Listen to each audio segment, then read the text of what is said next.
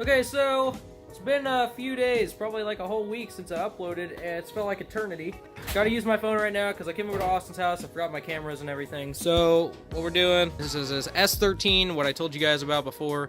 For those of you that have watched and know that he had one, this was back whenever I went to get the JZ. Well, this is his coupe. It is completely bare minimum because he's taken everything apart.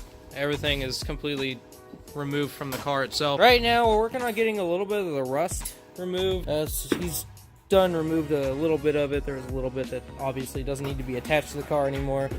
There's a little bit that was right here, which it's gone now. And then there was a little bit starting on the frame rail. These frame rails are actually really straight. That's all the bad it is, and I know that a lot of S13 owners, you guys know how bad these things get. So this is really nothing.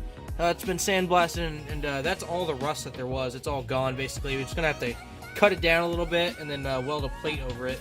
But the rail underneath and the top rail of the car is actually fine. There's no rust. And then there's a little bit right here. And then just a small bit right here, but that's a real simple fix. Obviously, there's not that much.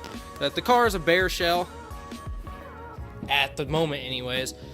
His dash, I thought, was uncracked. Basically is, but what'd you say you were gonna do to it? Flock it? Flock of geese? So, yeah. This is a car he's planning on JZ swapping. We're actually gonna go back down. My buddy Kyle in Kansas City's got some more JZs and stuff he's gonna sell us, so he's just, you know, he's my dealer. He's my JZ dealer. He goes out to the junkyards and he pulls them for us. Yeah, I guess this is another rust spot. I totally didn't even point that out, but that's all gone too.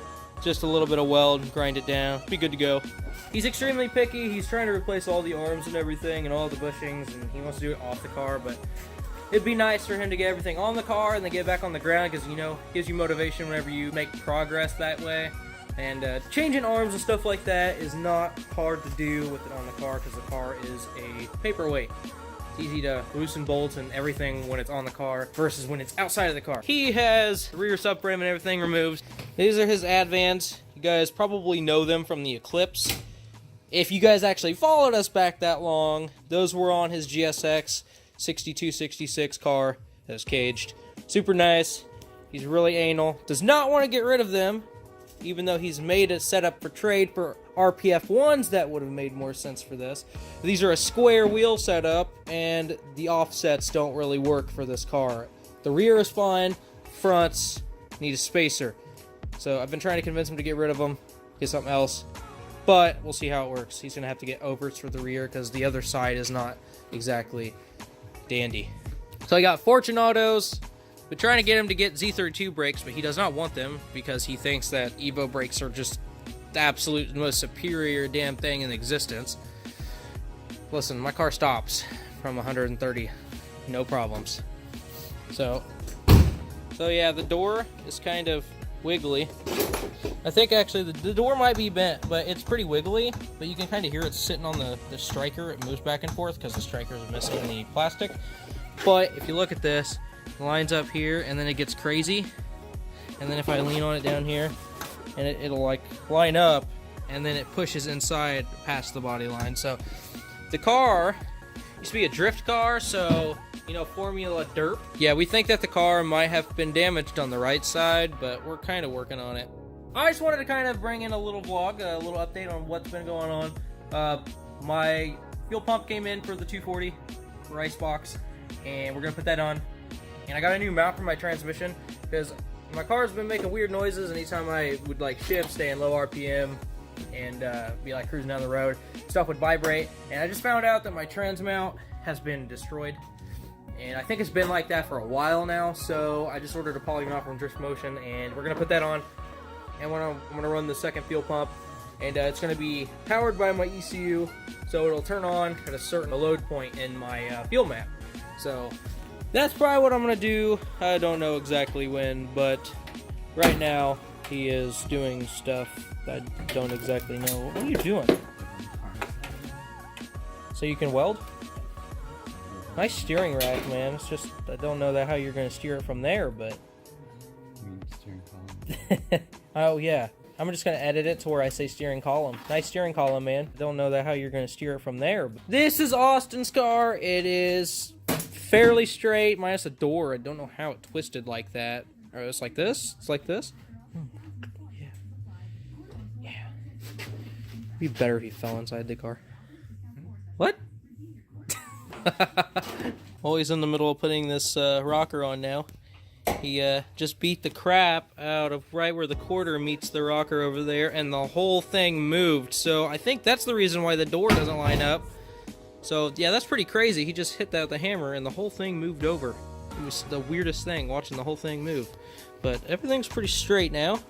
I have to do a little bit of fabricating here. Well, not much fabricating.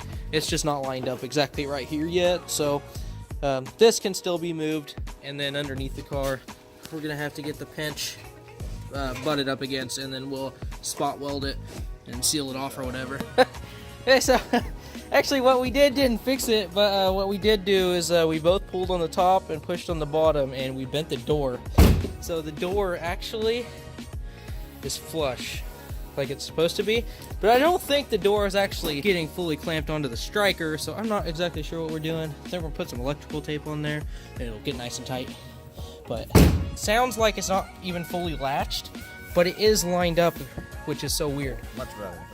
Yes, I can't believe we just bent the door. Well, we got the rocker panel on, and he started welding on it. It's a bunch of tacks because I did not want to weld worth shit. So a great weld is a grinded weld, and you don't know it's there, right?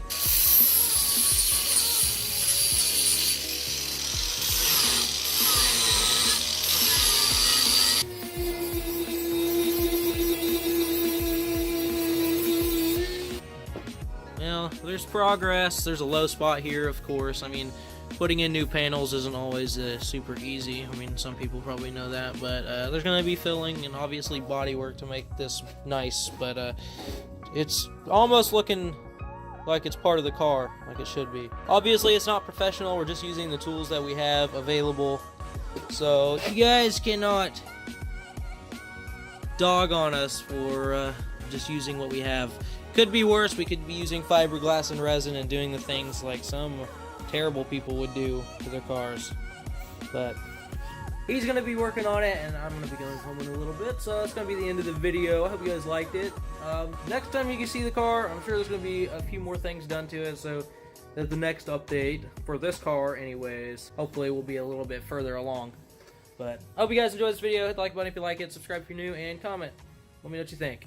I'll catch you guys in the next one.